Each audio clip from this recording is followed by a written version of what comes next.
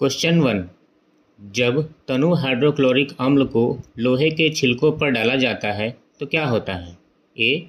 Hydrogen gas और iron chloride का निर्माण होता है। बी. क्लोरीन गैस और आयरन हाइड्रोक्साइड का निर्माण होता है। Option C. कोई अभिक्रिया नहीं होती है। या डी. आयरन लवण और जल का निर्माण होता है। तो इसका राइट आंसर है ए. हाइड्रोजन गैस और आयरन क्लोराइड का निर्माण होता है। क्यों? क्योंकि सक्रियता श्रेणी में लोहा हाइड्रोजन से अधिक अभिक्रियाशील होता है।